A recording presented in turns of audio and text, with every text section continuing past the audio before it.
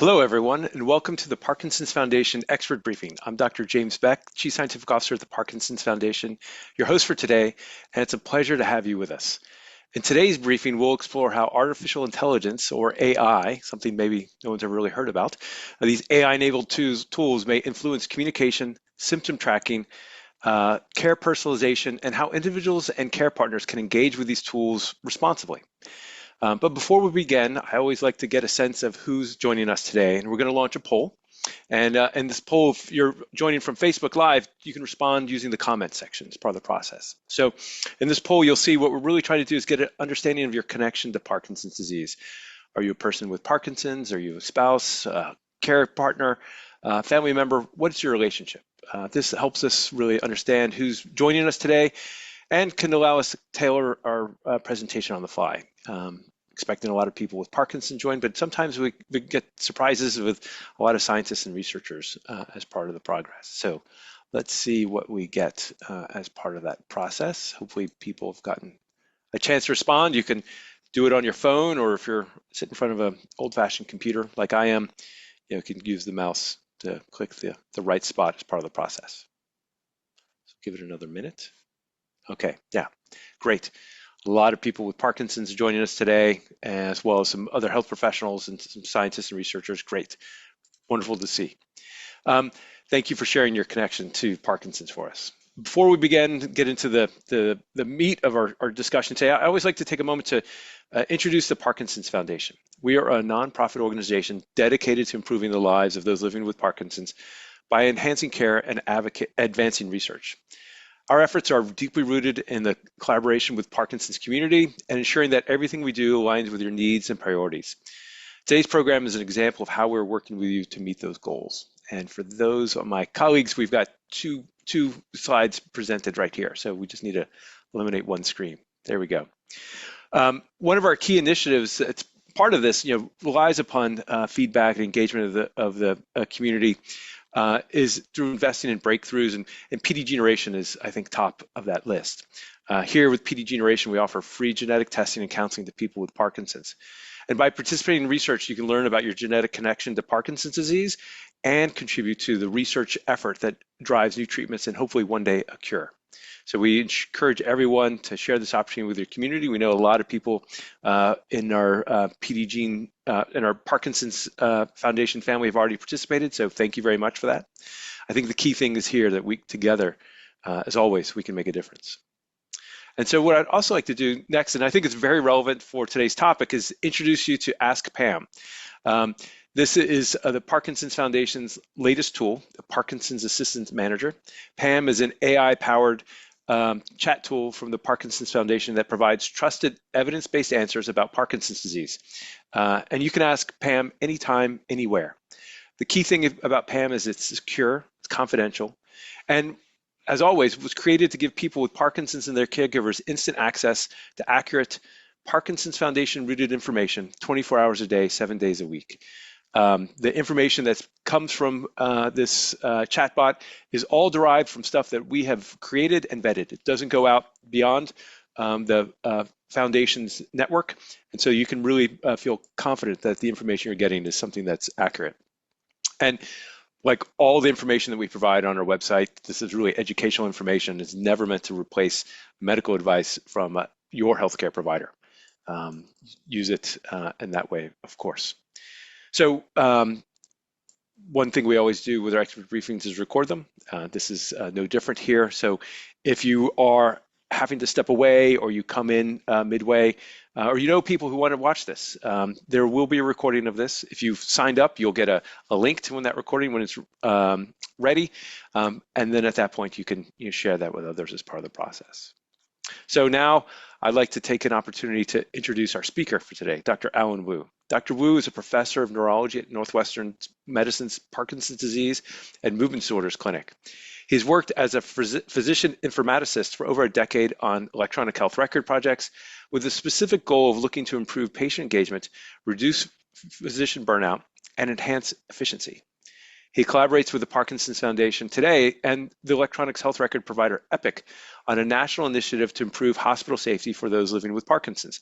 This work has led to people it led to the integration of PD-specific safety features into Epic's EHR system, helping ensure that people with PD receive safe and consistent care wherever they're hospitalized. Boy, I'm a tongue twister today for me. Dr. Wu, thank you for joining us today, and I look forward to your talk. Thank you, Jim.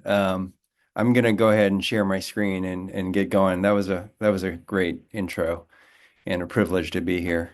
All right, great. So, yeah, thank you. My topic is artificial intelligence and Parkinson's, understanding promise and pitfalls. I'm going to get right into it. There's a lot to cover.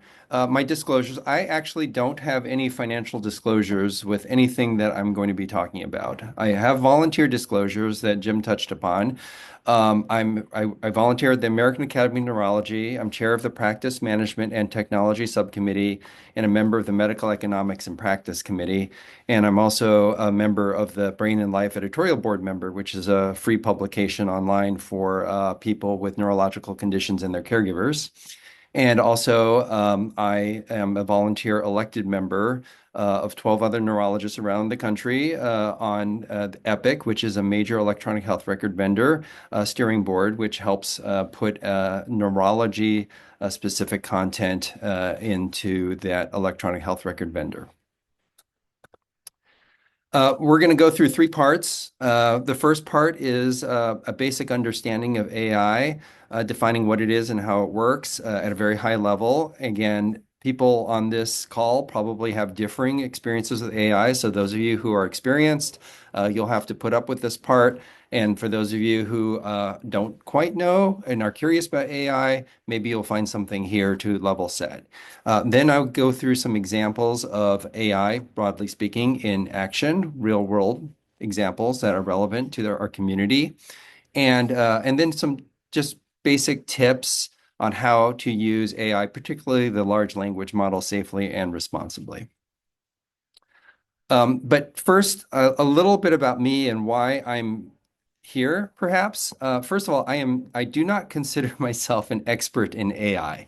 As will become plain, I use parts of AI and have some experience with using it.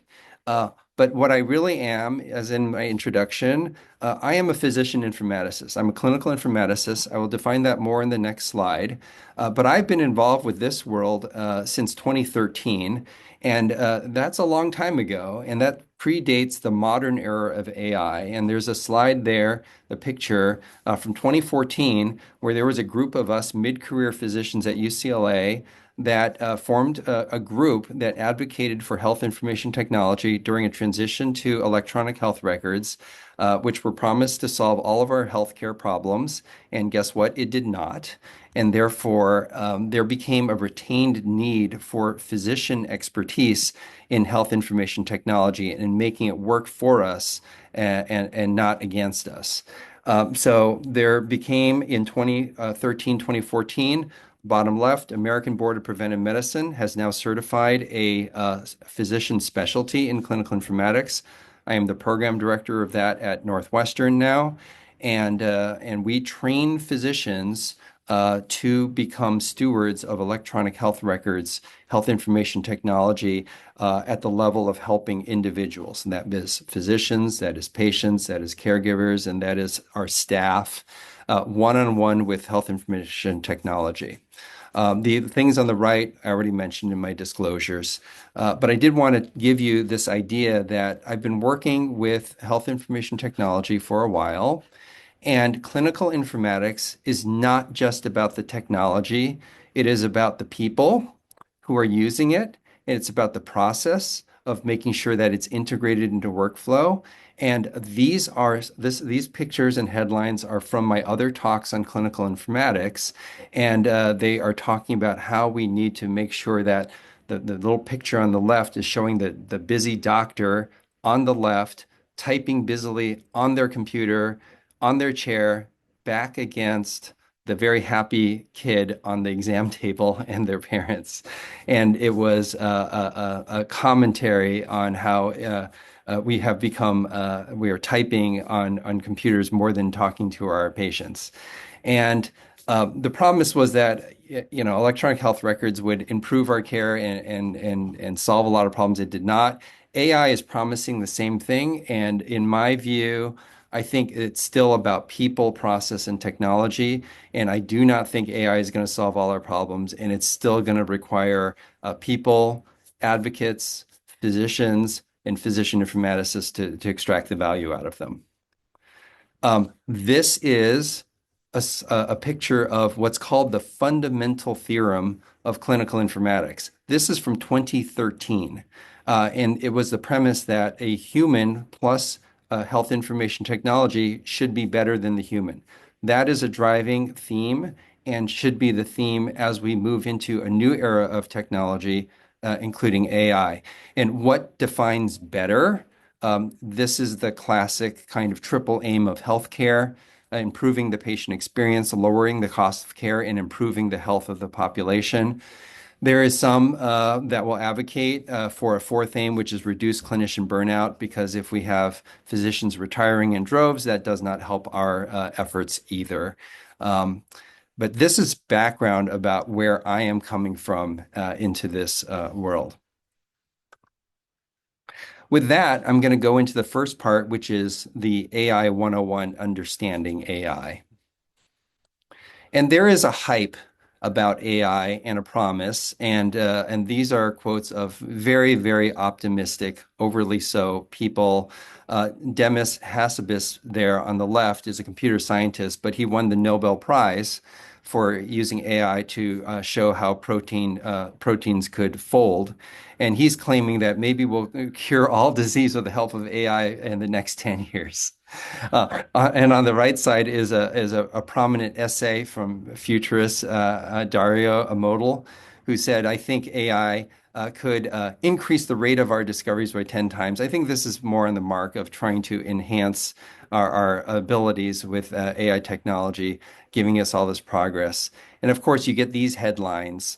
The first one from a pilot at Sutter Health saying, with ambient AI, which is AI listening to the conversation and writing clinic notes for the doctor, doctors can give patients their full attention.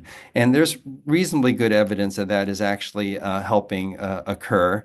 And then, of course, HCA healthcare system was prominent in trying to leverage AI to focus on improving safety in their hospitals. Those are the hype and the promise, but there are at the same time these concerns that the ambient AI is going to weaken your relationship with patients. That's from the AAMC for representing medical schools and colleges. AI chatbots provide poor answers to medical questions half the time. If a doctor was providing you poor answers half the time, I hope that doctor is not going to continue getting new patients. And of course, Americans, and again, I understand there is a very broad audience here, international included. Some of the data I'm going to show in the polls tend to be based in the United States. And so there was a poll that basically showed that Americans are very concerned about AI, with one of the major concerns being the misleading video and audio deepfakes. And you can see Sanjay Gupta of CNN over there basically calling out that there was a ad going around saying that he discovered how Alzheimer's could be reversed with a traditional simple Indian recipe, and he's saying, that's not me.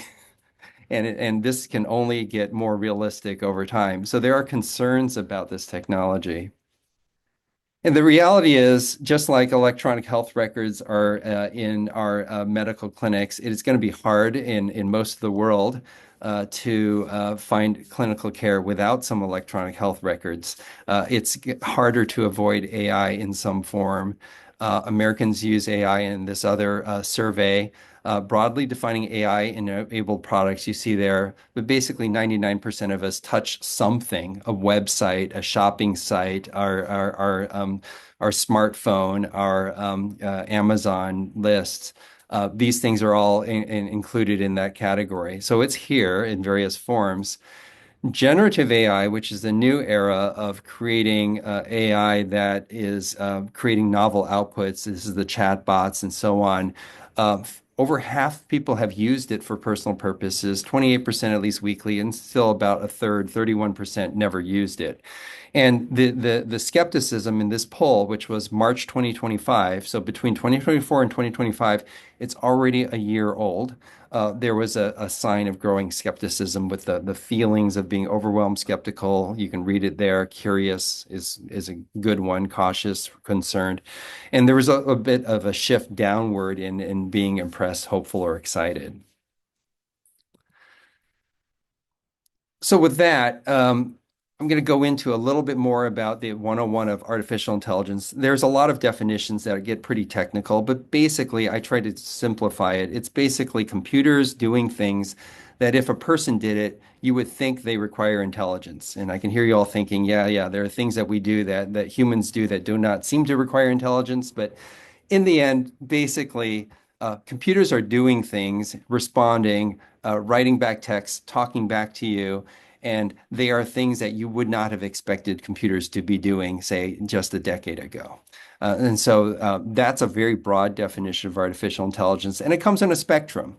And we're going to come back to this a little bit more, but basically, coming on the left, they are very, very simple, rule-based type of assistance that computers can do. And the rule-based is like following a flow chart. It's like an if-then statement. And flow charts have inputs like, if your cholesterol is high, get on an anti-cholesterol medication. Very deterministic. If the input is known, you have the predictable output, you can explain it. Any human can read it, understand it. And at most, flowcharts are what, 1 to 5 decisions deep. Statistical models get into about, 50 or 10 to 100 different parameters, right? That's like how many things do you need to put into your statistical model to predict how, a table for life insurance, for example, like what information do you need? It's not going to be 10 things, it might be 50 things. Machine learning increases that again into the hundreds to hundreds of thousands of parameters. Machine learning is taking patterns of things and taking and learning from those patterns. This is a workhorse that you'll learn about what AI is doing in the medical field, and it's like your smartwatch detecting AFib, right? It's finding patterns. But 100,000 parameters in that. Deep learning is kind of like machine learning, but different specialists are in there. So it's like processing a face ID, where one machine learning thing detects the eyes, another the mouth, the other the face, and so on and so forth. And so that gets into the millions of parameters. And then generative AI blows it all out of the water. It now is in the billions of parameters, with rumors of the newest models having trillions of parameters. It boggles the mind. So what that means is the outputs are no longer explainable. There is no way, like we can understand a statistical model. If you are older and have more comorbidities, diseases, you might have a shorter lifespan than somebody who is younger and healthier. But in generative AI, there is no way to even predict what's going to come out of that thing. So more bottom-up emergent, quote, knowledge. You can't predict what's going to happen. It looks novel, and it's been trained on lots of things. But you can sort of see the development of this from one side to the next. And then I want to talk about this concept. This is from the American Medical Association. And I do think this is a very, very good framing. It's called augmented intelligence, which is basically defined as artificial intelligence that focuses on the assistive role of AI. Its design and its use should enhance human intelligence rather than replacing it. This basically is a reframing of the 2013 fundamental rule, fundamental theorem of clinical informatics. Let the health information technology enhance and assist us. And I think this is a theme that you should hold on to as we explore AI and as you explore AI.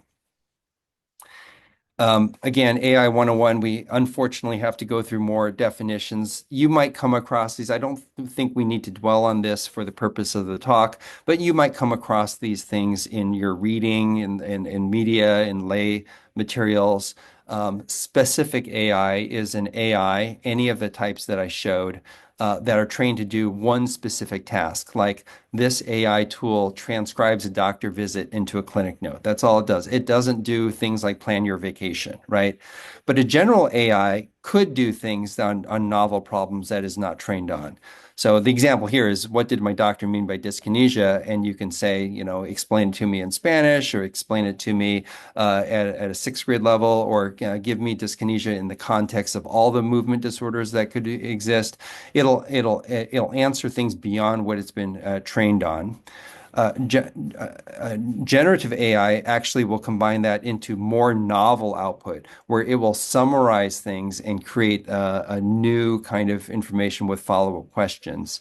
And the agentic AI are basically AI agents that are empowered, meaning you gave them permission, if you are in control of that agent, to take action. So you can give it permission to go to your computer, reorganize your files, clean up your in-basket in your email. And then the example there on the side is, this is sort of a more future approaching, but like it reads your visit summary. It will then reach out to your pharmacy, request a med refill. It'll submit a prior auth for you. It'll schedule a follow-up with you. It'll keep calling the clinic for you on your behalf over and over again until a cancellation opens up and you can get your appointment, that kind of thing.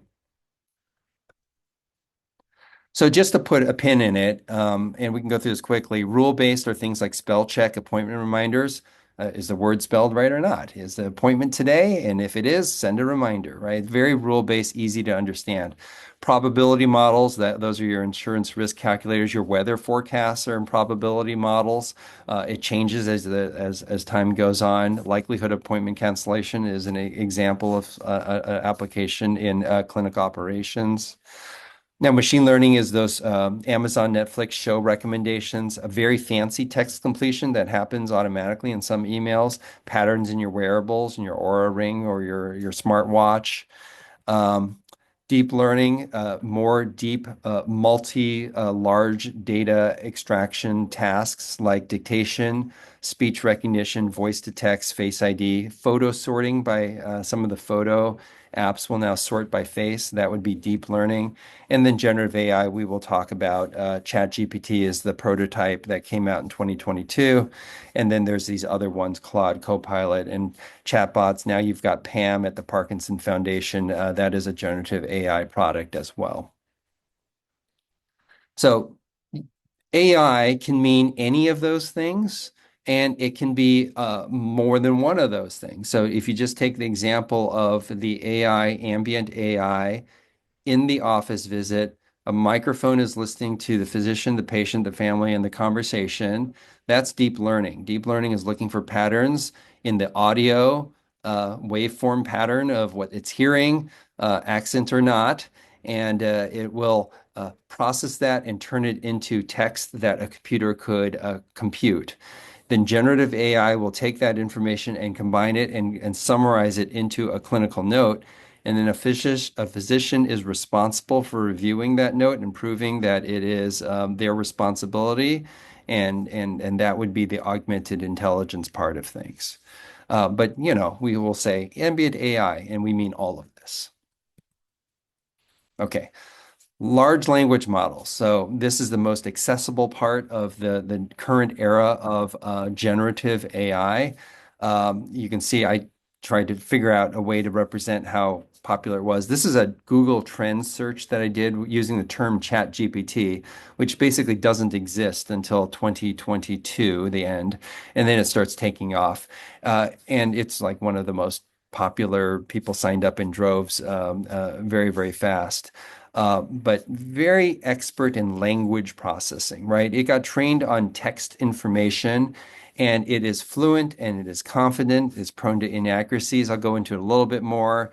And it simulates. It is not truly conceptual understanding. It's basically learned from all the text that it could get trained on, which represents a lot of, I mean, humans are very prolific in explaining and writing down text information, like a university library across the world.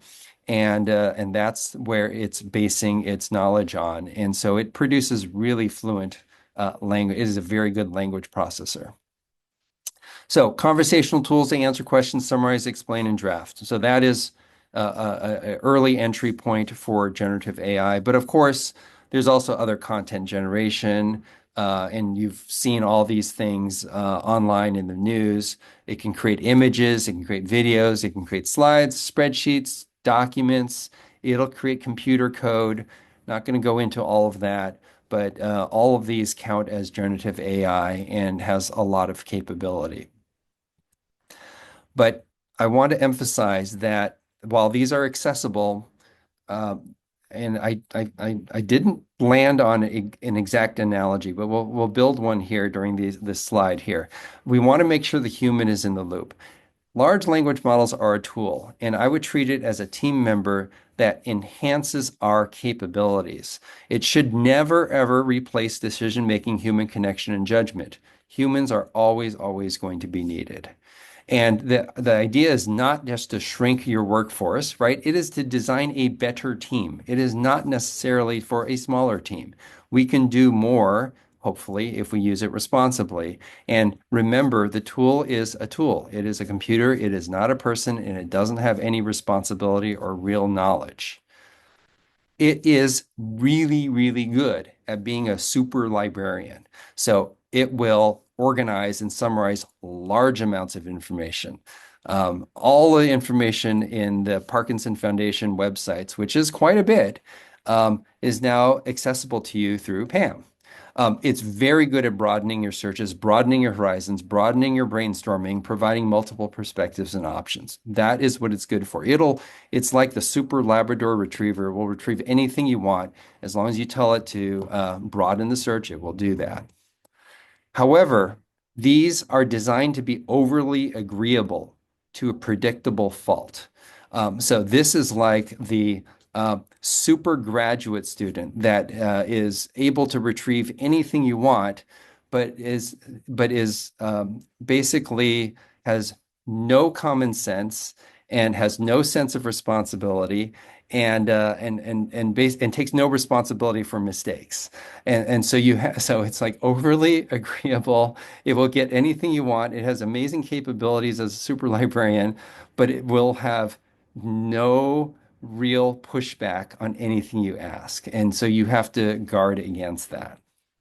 And so this has also been prominent in the news, but this is the reason why we use the term hallucinations for generative AI, where it just makes up output and bias, where and bias is very hard to detect. It reflects gaps in assumptions baked in its training data. So certain genders, underrepresented topics or people, not just people, but topics, are a form of bias. So, for example, if you have Parkinson's disease and you are asking questions about it, well, there's a good amount of information out there about Parkinson's disease. But if you have some rare genetic syndrome, and I'm sorry, I'm going to make this up, it's, I don't know, ATP17G2 genetic disease, and there's like only 5 or 10 of them in the world, then there's not much training data there for that. And if you ask it questions about that entity, it will give you just as much information as the Parkinson's is because it made it up, because it is so agreeable. And that is a bias that, if you didn't know that it was that underrepresented, you may not be able to tell. And then AI slop has come in the lexicon now. It's copious AI generated content without any human effort, just often with generic limited meaning and quality. So my advocacy to you is be aware of this. Please don't contribute to it. And last slide on the AI 101. The reality is between the hype and the disaster. I think that the tools are. I've shown you that people are they're available to you. You can use them. There is on this YouGov survey on the bottom there in purple, 19% of people did not use tools at least weekly. In the top bar, 30% of citizens have a baseline positive, somewhat positive view of AI. But of those who use tools at least weekly in some form, again, there's a chicken and egg issue here, but in general, I like to think positively on it that if you dip your toe in the water. If you're using this at least weekly, you start to understand that there are ways to use this that are positive, and that hopefully this talk will encourage that, 19 to 30% of you who are uh, thinking about using it will take advantage. All right. Part two, we're going to shift into some real world examples of AI-enabled tools for people with Parkinson's and their caregivers. And we are going to talk about symptom tracking and monitoring. We're going to talk about wearables and passive data collection. We're talking about communication, education, research, clinical applications, and then a quick a wave at the future here. So symptom tracking, one of the first things that comes to mind is when you see the when you interact as patients or caregivers with the clinical care team, that is a very small percentage of your overall life. And you have symptoms that occur daily. And it would be wonderful if we could incorporate those symptoms, your tremor, your movements, your cognition, your thinking, your impact on function, what you're doing every day, into the care plan in some way and get good, reliable medical advice on how treatments can best be evolved. This has proven to be tricky, right? Because there's not a standard way to do this. So AI has the promise of integrating that together and producing graphs, summaries, and so on. But the platform really has not coalesced in any one single way. So what I'm going to do is just show you different examples, a list of examples of where this is being done. But I think that this has a ton of promise, and it already is here. And many of you have already been doing this. There are standard rating scales, there are patient diaries that make it a little easier to integrate at the cost of, hard to put the information in because you have to remember to do it. But these patient portals in clinics and health systems will send surveys out to some of you. Some clinics will do that, some don't yet. There are other various third-party symptom trackers like the APDA symptom tracker. And there's a bunch of FDA-approved devices now that, for the most part, they're monitoring tremor. They're monitoring other things, and many of them will also collect your own symptoms. Now, once you symptom track or you spend the time entering it, and of course, people have been doing this for a long time, even in Excel sheets or pieces of paper, right? And people do that. It's putting this together in a form that the care team can use, that you can use, grab insights from, and take action on. Those are hard, and that may be something where the large language models and the generative AI can help. And machine learning is good for finding patterns. So let me go a little more detail here. So this is an example of one of the, and I'm not endorsing this one over any other one. I was looking for a good example of illustrating how symptom trackers work. So this is a free app, Strive PD. Probably many of you are using it, and if you haven't, feel free to look at this or any of the other apps that I will mention. But it's an app that you can manually log your symptoms, program in med reminders. It might, I'm not even sure, but it might even integrate with, say, your smartphone's health app as well. And it will sit there and learn the patterns and start to, and even find ways to remind you to do certain things. And then it will integrate with your smartwatch. So Apple Watch is integrated into this product, and it will monitor your tremor or your dyskinesia, and it will detect that passively without you having to enter in data itself. But if you do enter data in, like your symptoms every day, or your mood every day, or your med reminders that you've taken your meds, that information is all in here together in this app, and machine learning will start to derive patterns and can create graphs, summaries over a week, over a month, what's on average. And those sort of summaries can be helpful for your care team. And then they have another tier, and I think you have to pay for it, where it advertises an AI companion or concierge style experience with human support. So this is obviously a large language model, generative AI that is added on top of machine learning insights, where it will summarize things in a more concise way that might be easier for you to understand, use, and query for new insights. And I love the fact they offer human support because, as we're going to find out later in the talk, these generative AI things, the deeper you go, the more challenging they are to make sure that they are being completely factual and helpful. This is an example taken from their website, which is symptom log, data recorded from symptom logs, daily check-ins, and notes.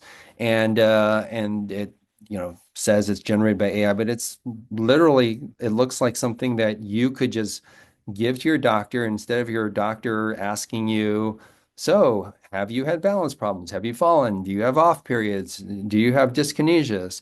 And getting responses, and they dutifully transcribe it into the note. This could just literally go in the note. As long as the clinician reviews it and it's short enough that a clinician can read it, it can be in the note. And then we get into this era, which I favor, which is patients and physicians co-creating the clinic notes. But that's a different topic. But this is an illustration of how AI can be helpful. Again, not meant for treatment. That's where the word wellness is from. This is not vetted, and so you use it for advice, but it is not medical advice. Okay, wearables and passive data collection. So I learned a lot in researching for this talk. There is a lot, and there's more than just what's here on this slide. Um, and these things all monitor different parts of potential symptoms that people with Parkinson's would be affected by. Gait and tremor and cognition and sleep and speech. And I guess the smart clothing and shoes are kind of on the gait spectrum with smart socks and so on. Some of these will do some uh, treatment or symptom management things like the vibration for your gait or a neuromodulation in the case of the Kala device there. The asterisks are for devices that are FDA approved, but the FDA approval is usually very limited. It's for detection of tremor is the most common one, even though it collects data that can be used for other purposes. So all of these things, the message here is these are all machine learning based. Machine learning is the workhorse because it is capable of discerning patterns out of large amounts of data. And it's still enough on the left side of the spectrum where it has somewhat of a predictable output. If somebody is wearing a smart watch and it detects AFib, and if you have the same EKG pattern, then AFib is reliably output. That reliability does not exist for large language models and generative AI, which is why generative AI is not what these devices can market as at this moment. And none of them really do, but they all say AI powered. And these you just have to understand these are machine learning, which is not bad. Machine learning is incredibly powerful, but it is learning patterns, and it's not the same thing as what you're doing with the generative AIs in creating images and documents. Now, on the other hand, for communication and education, that is where large language models start to come into play because we can do things like, can you explain the doctor's note to me? Can you explain the symptoms, diagnoses, test results, and medications? Again, does not replace medical expertise and context because it will explain these things in a very generic way and it may or may not apply exactly to your situation, though I will show you some ways to mitigate that bias and try to make these things a little more useful to you and your care teams. I think interpreting medical bills and EOBs, whatever that is, right? Explanation of benefits can be helpful. Again, be careful what you put in. We'll talk about that later. Be careful what you put into these products. They're all learning from your data and information. Drafting letters, questions, summaries for you, your care team, or your billing team. If your medical bill looks a little off, who knew? Pre-visit, prioritize your agenda with questions, translate your notes after the visit, create an action plan. I'm going to give you more on large language models in a bit. There are also patient portals with chatbots. smart speaker assistants, and website chatbots.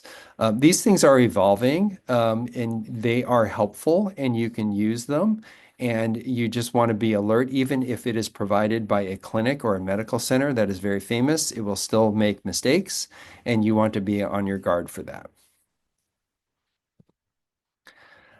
Clinical applications for this group, I want to just note that AI is starting to be used in clinics for clinical purposes, and you might come across these in your experiences. Ambient AI is probably the one that has the most penetrance into clinical settings because it has been shown to increase face-to-face time, save physicians time in writing notes. And you should know that, and you should feel free to ask any clinics that do this, where is my data going? How is it handled? And so on. And in most cases, there will be a reasonable explanation of that. Some will de-identify, say, a part of the data collected for future training. And you should realize that you can opt out of these things if you wish. You might be sending patient messages through a portal, and that the clinic may be using AI to triage those appropriately. People will write messages for all sorts of things because that is the nature of the portal. I need to change my appointment. I need this prior authorization. My billing is wrong. I need to ask the doctor this clinical question. I'm in the emergency room and I have these questions. So the urgency varies, the purpose varies, and the type of person that can respond to you effectively and efficiently is going to be different. And we have seen clinics where the staff are not empowered to do anything and everything goes to the clinician, burning out your clinician. And others are trying to get through the staff is like getting through Fort Knox to get to the doctor's response. So trying to use AI to help triage that is an active area of development. And then drafting initial replies sometimes occur as well. That's gotten some more mixed response. But for the most part, patients will find that, gee, doctor, your responses seem unusually polite and professional. Are you okay? Well, it's because AI actually drafted in its wonderful fluency. They're still responsible for their content fully. AI assisted letters and notes. The next one, AI assisted review of patient reported data and remote monitoring data. That is the machine learning and the large language model interpretation of the devices that I talked about earlier. That's an evolving space, but very active because of so many devices that are sort of in research. And I should say a lot of those things I put on that slide earlier are research and not actually generally available. I wanted to illustrate that this is an evolving space of monitoring symptoms. And then an amazing opportunity is AI-assisted clinical trials matching. Really has not matured yet. NIH Trial GPT is a really interesting research project at NIH that showed a demonstration project for this.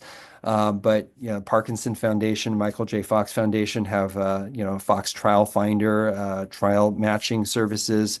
They're not AI assisted at this point. This is still an evolving opportunity.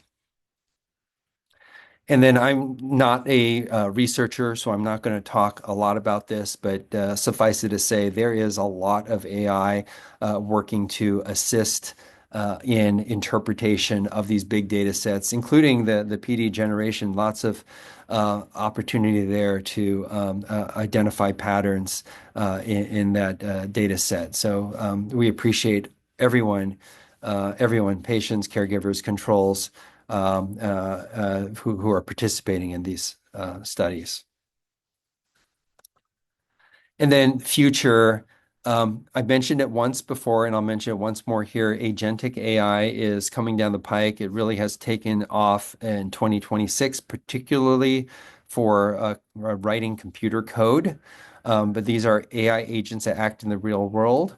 So some of the examples and this has not really taken off yet as relevant directly to people with Parkinson's yet, but these are the ideas. It's continuous passive monitoring through voice gate and typing patterns and acting on it and alerting you for things. So for example, proactive outreach when the wearable data signals a change.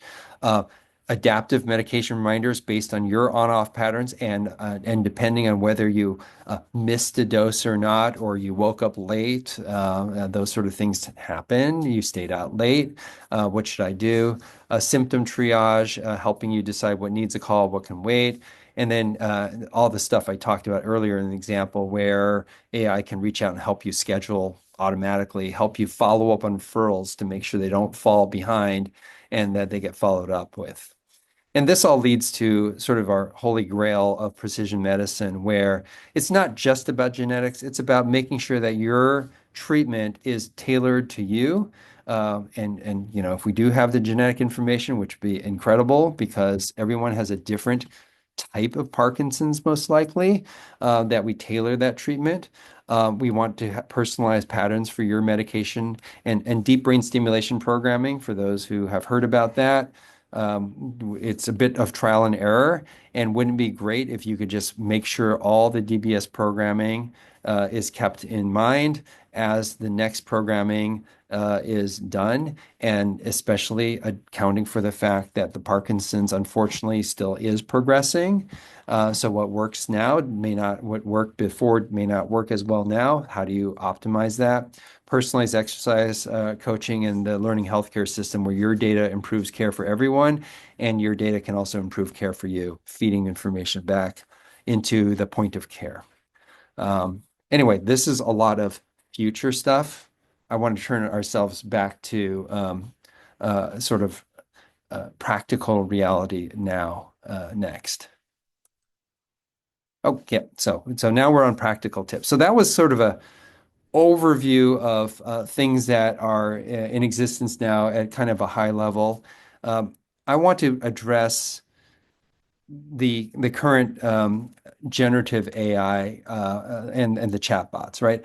And so we would love your feedback on this kind of thing. But large language models are accessible entry points to this world of AI. There's a lot of free opportunity to use this. You can hardly avoid it if you use Google search. But you have to understand that prompting and interacting with these things are not search engines. You can, and people do use them as search engines, but you get pretty generic responses. And my point has been that we want to leverage this tool to be a useful team partner during your Parkinson's care journey. So I keep using different shifting metaphors because I didn't settle on one, but maybe you're getting the idea. A very smart, capable partner with vast knowledge, overly eager to please, and no sense of responsibility or common sense. So how do you corral this so that you're not led down a biased path and you're getting information that is reasonably trustworthy? And I have 6 tips and tricks. Again, those of you who are experienced at these may have come across all these already and more, but these are the 6 that I chose that I thought could be helpful for a broad audience. So the first one is, instead of using it as a chat, as a search engine, you want to use a standard prompt structure. And I do try to think through this each time. Sometimes I get lazy and I don't, but it is helpful to have, remember, it knows nothing, has no context. So you have to tell it who to be, tell it what you want done, give it some context, and give it the background it needs, and then tell it how to deliver the answer. So you might say, help me prepare for my doctor appointment, maybe a few more than that. And then you can apply it this way and say, you are telling the AI, you are a knowledgeable Parkinson's patient advocate. That immediately constrains the training set into the things that Parkinson patient advocates kind of would say. And then help me prepare 3 most important questions for my neurology appointment Tuesday. So that's what you want. And then you give it some context, and there's some sort of medical generic context here. I even give it a website for the Parkinson's Foundation Guide to Preparing for a Medical Appointment. And I tell it how I want the information to be given back to me. This already helps constrain and give you more specific information right off the bat, and is sort of a good fundamental start. Now, I did say provide a context, but sometimes you don't know what the context is, especially if you are not an expert. And for example, if I was using AI to help me plan a house remodel, well, I don't know the first thing about house remodeling details, right? And I will have a general contractor come in and I will talk to them. But in the meantime, you can just say things like, I want to plan a remodel and this is the kind of things I want to do. But before you answer, ask me any questions you need to help give a useful and comprehensive answer. And that allows the AI to get the context it needs to be very specific. So I need to talk to my neurologist about whether it's time to consider DBS. Um, you could ask that. However, if you just throw in this phrase before you help me, before you respond, ask me questions you need to know to give me useful guidance. And it might say things like, how long have you had PD? What medications are you on? How well are they working? What are your biggest symptoms? What are your concerns? What does your care partner think? Maybe I would have asked that question with context, and I would have thought of maybe the first two or three of those questions, but maybe I wouldn't have thought about giving number four and five there as context. But once you give it those things, they should give you a more specific answer. Guide the output exactly if you can. So this is where you can shape the output the way you want it to be. And the basic idea is things like give me a bulleted list, give it in lay language, give it respond at a sixth grade level, respond in Spanish, be very concise. I love the be very concise. These things have a tendency to go on and on way more than I want. And so I have found be very concise is always helpful. But then you can go to the next level and you can give it an example. And I will use Word templates or Excel templates and say, I want your response to fill in the blank cells in this Excel template. That worked well for a house remodel. A Word template or you can just type it in if you want, but a Word template is like, I want a business plan. Here is the business plan format I want. Um, and you can also tell it how not to respond is also very helpful. Like, for example, in full disclosure, I don't use AI for these slides. I will use AI to give a slide to AI and say, please give me a strategic opinion about what I put here. But these things have a tendency to want to just create a slide for me. I'm like, stop doing that, right? Respond with a text description, and I will create all my own slides. And then you can coach it for a better response. So you can go through this a couple times. You can tell the AI, review your response. How would you improve it? And it will sometimes give you a little more information. So this is a case where I said, "Hey, you help me prepare for the next visit," and I basically, please give it to me based on the Parkinson's Foundation guide for preparing for medical appointment. In most of these tools, you can give it a website, and it will read the website, and it will help you follow that output. Okay, this is super powerful, and this is very helpful in sort of helping discern and protect against bias, right? I would routinely strive to ask for broad perspectives. Like, I don't think it's really helpful necessarily to just have a conversation with the AI chatbots because just like the overeager graduate student with no context, they will respond with one answer, which is whatever they think is most prominent in the training data set. And then you respond to that, and they respond with one answer back, and you have no idea if they're leading you down the wrong path or not. So ask for more than one response. Ask for responses from more than one perspective. You can use this to have it role play for other things as well. So examples, respond as a professional physician, professional coach, professional strategy, business administrator. Respond as a strategic consultant with deep knowledge about Parkinson's disease advocacy. The things I do a lot of is I say, give me pros, cons, and alternatives. I will sometimes say, ask for 5 different responses and options, and it will give me 5 responses. And that gives me an idea of the range of things that I'm dealing with. That's why I say it's very good for brainstorming. So you can say, first level, respond as my movement disorder specialist. What would concern you the most, and so on. You can simulate that. This is super helpful for difficult conversations as well. And I give an example down here on the bottom right, and you can just say, I was asked to discuss the possibility of a feeding tube. I am not sure how to begin. If I bring this topic up to others, respond in turn with the perspectives and questions my neurologist, social worker, psychologist, pastor, family member, and my patient would have. And it will give you lots of perspectives, and it gives you an idea of what you're dealing with before you sort of zoom in on being more specific. And this is also a really, really helpful trick to keep in your tool bag. And you get caught by this. This is called show your work, or show me step by step. And this is an example that happened to me earlier this month. I did an analysis of some data in a spreadsheet, and I took a picture of the spreadsheet after I did my analysis. I just wanted to know if I was missing anything, or if anything else the AI would pick out of the data set. So I said, tell me what you can conclude from these numbers. And it said, that seemed a little more optimistic. Didn't seem right. So I went ahead and said, hey, I was thinking that it was a different answer. My interpretation was different. Please re-review your work. And it came back and said, oh, I'm sorry. And it gave me another conclusion that was aligned with what my interpretation was. But you could tell it wasn't quite right. You know how you can tell when the student is not quite right? They're like, please give us a book review of To Kill a Mockingbird. And they say, there was a mockingbird and it was being hunted. You didn't really read it, did you? Right? So I said, walk through your thinking step by step. Tell me the first set of numbers you worked with. And then it said, I can't really read your spreadsheet. It came through blurry. It made up the whole thing confidently, apologetically, and wrongly.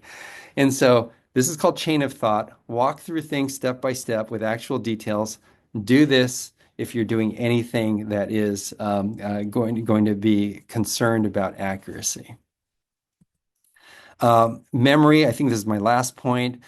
Memory, when we have conversations, memory is very important, and it's limited to each conversation you're having with the chatbot. So you want to save your work. You have to make sure it doesn't remember context. So every new chat you have, it remembers random things actually, but you want it focused on the context that you care about. So create a permanent context for each topic. And so these are called projects in Claude, custom GPTs in ChatGPT, agents in Copilot. Terrible word.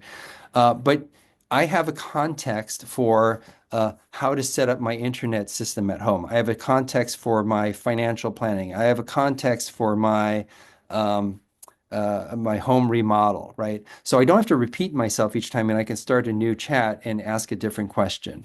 I don't have to keep repeating the context. And then be careful. If you're having a long conversation, if it's more than if it's a long conversation, like I rarely have a conversation with a chatbot that is longer than 15 minutes, 30 minutes at the most. Long conversations get distracted, lose focus, inconsistently use parts of the previous conversation. And it can be subtle and you may not even tell, but it starts to obsess over certain things. You can just stop the conversation and ask it to create a prompt. I will usually read the prompt and change it a bit, but it's not bad. And you create a prompt and you can use it to start a brand new conversation. It's a good trick. I wanted to mention Notebook LM. It's a personal file cabinet. I have nothing to do with Google.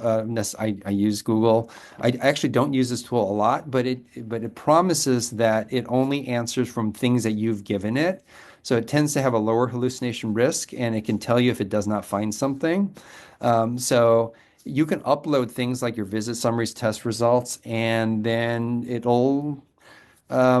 you can interact with it and ask it questions about your own personal items. And I know we're running long, so I have basically 2 more slides to finish up here.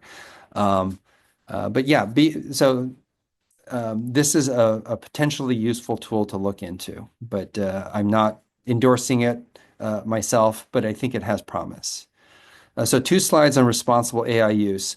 One is privacy in your data. Free tools are going to use your conversations to model your training, and anonymous health data can still be re-identified. So please be careful. Don't put stuff in that are sensitive.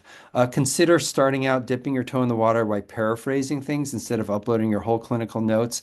I think it's okay to you can take screenshots of parts of your clinical notes that hide, identifying information, and that's fine. And you'll get used to what you can and can't do, but just be aware of what's there. And then when AI is used in medical settings, it is, um, you can ask about opting out of the tool and what happens to your data. HIPAA still governs your health information. So anyone that is using AI for your healthcare is responsible for safeguarding that information. And you are responsible for safeguarding your information by all those things that you give permissions to on your website and on your phone as well. And lastly, I mentioned the bias, and AI tools can underperform, so please use some of the tips and tricks maybe to mitigate that.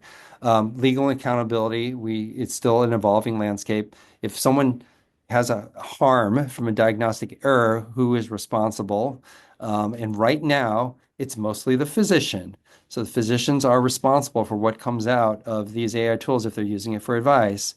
And then FDA oversight is very limited. It's only for medical devices, and almost everything I've talked about is not under FDA oversight because it's for non-diagnostic purposes or they're consumer health wellness things, and they're largely unregulated. So stay informed. AI is a tool. It's evolving fast, and there are opportunities and there are some risks. Use it thoughtfully. Don't create AI slop. Know the limitations. Keep yourself in the loop. Start small and be curious.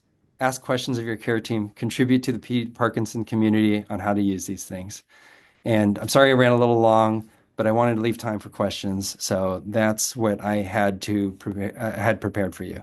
So, and I threw in some websites for things that you can use to get started. The Coursera course gets referenced a lot. I verified the hyperlinks, but not the individual courses. I think that's it. Okay, that's it. Thank you. Thanks, Dr. Wu. That was really quite a tour de force. I mean, lots of information to cover as part of this process, for sure. And I just want to say that before we start taking the questions, just know that our team is organizing them as they come in, and that the topics that we really have time for are the ones that are going to be, that Dr. Wu addressed in his presentation. So, but nevertheless, we'll try to get to as many as we can, and know that my colleagues here are trying to do that. We also have, I was mentioned later on as we close, our helpline, which is a fantastic resource as well as part of that process. So, Alan, it looks like you use AI a lot, but it seems like there's a lot of effort to do that. They hallucinate. They get obsessed on small things. They can lose focus. I didn't realize that. I mean, I thought this was a computer, and that's what was the advantage of computers. They don't have these issues. So they, as you said, they show great promise, but they have these great pitfalls. How are you using them in your day-to-day life? You just mentioned you don't use them to prepare slides, but you use them to kind of like make certain your slide makes sense and type of thing. Is it something that you see professionals using it more often? What about patients coming in as part of the process? Are they coming in with like what ChatGPT does? I took your example and for your knowledgeable patient Parkinson's advocate and put it into ChatGPT to ask these 3 questions, and it came back with some ones that look pretty decent as part of the process. So I'm just curious, like well, there's a lot to unpack there. So let me give you a chance to respond. And you're on mute. Yeah, so I do use it every day, and the way I use it, first of all, I do not think AI saves me any time. Now, I think that's very interesting because I have talked to a lot of fellow physicians that are using ambient AI, and it saves them tons of time. I actually use ambient AI as well in the clinic, and it does not save me time because I actually review it very carefully, and I'm a neurologist, and some of us neurologists are OCD, and we want it to say what we really mean. And so, but what it does save me is cognitive effort, right? So it is far, far easier to edit something that you care about than to write it from scratch. And so I think that ambient AI doesn't save me time, but it saves me cognitive effort and leaves my brain alive to do other things. The other way I use, and I mostly use the large language models. I was on ChatGPT and now I'm on Claude. Um, is I interact with it, but I use these tricks that I showed you and I care about because I shared them with you, is that I really use all of them. I really do use context. I really use it to brainstorm. I really use it a lot to say, give me different perspectives, give me 10 different options. What are we missing? If I'm writing an email to say, um, let's say I'm writing an email to my chair that is kind of sensitive about various things. I will use AI to say, give me 5 different ways I would say this. And then I will review those because it has to be my voice. And I will tell you, even though I use it and it remembers me, and you can give an example, say, this is an example of my email, use this voice. It does not do it perfectly. So I always end up writing my own anyway, but I will feed it back and say, here's what I wrote. What do you think? Give me 3 pros, cons, and alternatives. And because I'm guarding against going down a rabbit hole. Yeah. So it's good for that. And that's how I use it. And I don't use it for images and things like that. They're never satisfactory to me either. Yeah. And so it seems like it's, and as you described here in your presentation, it's really about how you, if you're using these large language models, it's really about how you ask the question, um, and making certain you very specific about how you want that response and for what they need to think about. You just can't go in and tell me about Parkinson's disease. You need to say, I have Parkinson's disease and I know something about it, so you can get to like a different level as part of the process. It sounds like. Yeah, no, that's exactly right. I mean, with the modern tools, you can do things like, I have Parkinson's disease. I want to promote it. I want to be an advocate. Create for me a website about Parkinson's disease. And it will do that. And it will spend lots of energy doing that. But you weren't specific enough. And it just spits out a generic website, right? But it will answer like the no context, no responsibility thing that it is.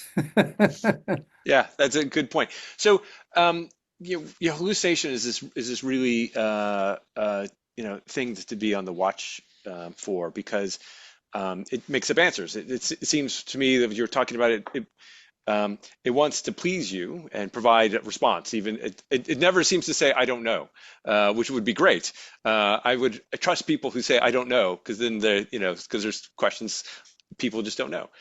So how are you expected? So again, from a perspective of a person living with Parkinson's who's trying to really get information, how do they know when it's hallucinating? How do they know when it's starting to make up Yeah, answers when you don't have necessarily the context to come in with and like, whoa, right. that seems like bogus. Yeah, yeah. One trick I didn't say is you should always verify the source independently. It's sort of like getting your spam call and you happen to answer it because you were expecting a package from Amazon and they got lucky and so they're trying to sell you something. So the advice is hang up, right? And then verify by logging in independently to Amazon or your bank and verifying it yourself. So what you do is you use these tricks I told you, which is walk me through this step by step. Give me a range of options. Give me the sources. And then you don't click on the links in the chatbot, just like you would never do that in an unsolicited text message. You would independently open a browser. This is what I do. And then you go to, and maybe I'm cautious, and then you go to that website and you read the website. So when I said at the end, Coursera course, I verified that link. It gave me a bunch of links because I said, like, I don't take lay people AI courses. I wanted to give you guys something. So I asked it to brainstorm broadly. I asked it for like 20 different options. I picked out ones and then I independently verified them. And I will tell you what I independently verified was not what was on what it gave me, right? I modified it and I changed it. So on the slide, I was comfortable saying, because I'm responsible, I'm a human, I'm responsible for what I put on the slide. That thing is not. So verify independently would be the other thing. Yeah, for sure. Okay, some more questions that have come in as part of the process. So a lot of people again are thinking about the availability of these tools out there. There's Copilot, ChatGPT, Claude. How do we know which one's more accurate than one? I mean, is it just catch as catch can, or is there ones that are like really like, this is the one to go for versus others? Yeah, I don't think I'm the best person to answer that. I think these are all evolving tools with varying levels of accuracy. None of them are perfect, for Yeah. sure. And you know, Claude had some marketing things that occurred that increased its reputation. But I think there are, and I don't know this, I don't know what the resources are, um, but there are benchmarking tools for accuracy that are out there that are out benchmarking these things. I did not look at them because I equally trust and not trust these things. Um, there is one called Open Evidence that markets itself as being a little more accurate for physicians that want to research literature. And so that's the reputation it has, but I can't verify that. And then if there's benchmarking tools, you know, are they verified for, say, people with Parkinson's in the Parkinson's domain? That we don't know. So we would have to, like, one thing we could do as a community is say, here's the benchmarking toolkit examples that we could use to vet whether these tools work or not, right? And then depending on the answers they give, followed by a group of experts, we could say, this one works better for Parkinson's domain questions. But we don't have that right now. Yeah, for sure. And so I don't mean to put in a plug for our own AI chatbot, but I'm going to. And that's Ask Pam. And I think, one of the goals here, and just put it in context, if you will, I don't know if you've had an opportunity to see our chatbot, is that we worked very hard to try to minimize a lot of these concerns as part of the process. And so we've used what's called, often termed, the walled garden. So we give the AI language model uh, free reign to go wherever we have already created materials, our website, all our stuff. It can't go beyond. So this way, we've ensured it's a safe area. All the material has been vetted. Often, if there's anything that's involved some kind of, consideration about, research or medical, someone has outside reviewed it, so we can ensure the quality of that. I mean, how does that compare to some of these other tools, which may see a broader realm of there's no walled garden; they get free roam of everywhere. But what are the implications of Yeah. that versus our PAM tool? Yeah. Well, I think the Parkinson Foundation is not alone in creating these walled garden things, right? And so there are a lot of specific AI applications of chatbots that are doing exactly that for different entities, different organizations. American Academy of Neurology, for example, released a walled garden version for us to navigate a very large annual meeting recently. And I can say that it did not work great. It had some limitations. Um, that's why I mentioned Notebook LM at the end there, because that is what it promises, that it will wall it off for you. Like you put in information in a Notebook LM, and yes, Google is probably going to learn from it, but it promises not to go outside the walled garden of your stuff. So if you put in everything, if you put in like, I don't know, all of your car maintenance visits, if you go to different car maintenance, and then you can query, when did I change my spark plugs? It will tell you, right? And so you can do the same thing for health. Um, but yeah, I think the other thing to look out for on PAM is, and these specific AIs is, if you have an excessively long conversation, will it stay on track? And that I don't know. I think most of these walled garden things are discrete enough of a set of data that it can't get too distracted. But we don't know.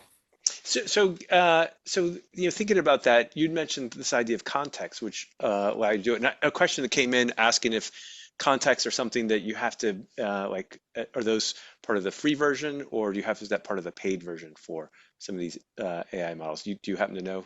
I imagine you're a big user, so you might pay for it, but I don't know if you know that. Yeah, I pay for one service at a time, but Um, but I think the free versions have these things because Okay. they do want them useful. But if you use ChatGPT, look for I forget what I called it.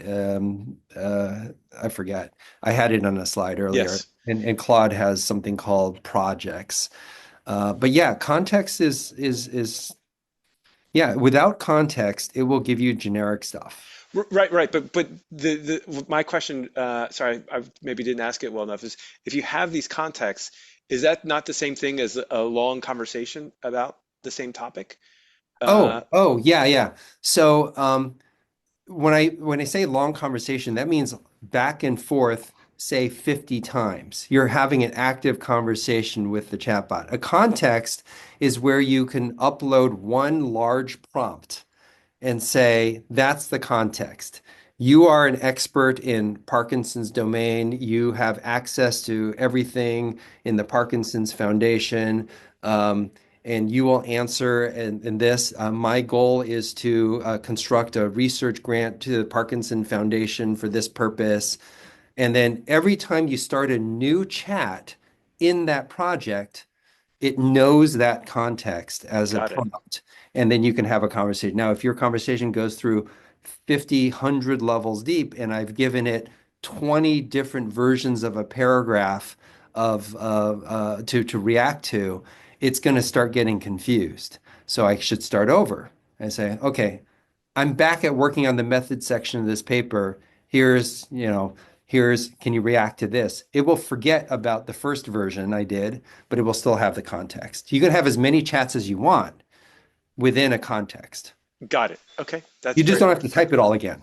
yeah, yeah. No, I appreciate that, and for people with Parkinson's, the less typing, the better, as part of the process. I can imagine. They, Well, they they also take voice now. So most of the versions now you will allow you, if you click the microphone, you can just talk to it and it will transcribe the words using natural language processing. And then you can also set it so when it responds, it'll speak back to you. that's fantastic. That's could be really helpful, Yeah. I would So that imagine. that actually is available in most of the models that I'm aware of. Okay. All right. Well, at that point, I have to think we have to close. Thank you very much, Dr. Wu, for your time. It's been fantastic. Really appreciate that. A lot of information to share today. We will, I'm sure, work on trying to get this turned into a fact sheet maybe we'll get AI to generate one for us from here. We'll probably actually get a real person in you as part of the process, but this is really useful information for our community as part of the process. So thank you very much as part of that. I know we had a lot of questions come in during our Q&A. Unfortunately, we could not get to them all. So if your question wasn't answered, feel free to call our helpline, 1-800-4PD-INFO, or you can email us at helpline@parkinson.org. And so this takes place of finishes our spring series of expert briefings for the year. We'll come back again after a brief hiatus this summer and come back about disease modification and stem cells. Where are we now? So there's lots of exciting information you probably heard about in trials that are going on. So hopefully we'll be able to really give you some feedback on and an update of where the state of the field is as part of the process. And then I think everyone's favorite coming up is the gut-brain connection in October. And then we'll close the year with environment and Parkinson's. This is an area that the foundation is getting into, the idea of what could be environmental triggers for Parkinson's and how that might actually lead to ways to prevent Parkinson's for future generations, which could be really fantastic. So you can always learn more and register at parkinson.org/expert briefings. Our Health at Home series is ongoing, offering a range of virtual programs, Mindfulness Mondays, Fitness Fridays, and you can learn more, again, register for our PD Health at Home by visiting the webpage, parkinson.org/PD Health about that. Last, I would like to thank the Light of Day Foundation, who've always been tremendous supporters of the Parkinson's Foundation and whose generosity here has made this programming possible. So thank you, Light of Day Foundation. We're here for you. Again, you can reach out through our website, our helpline, and our toll-free number as part of the process. So until we meet again this fall, I hope everyone has a good summer and take care, and we'll see you on the next expert briefing.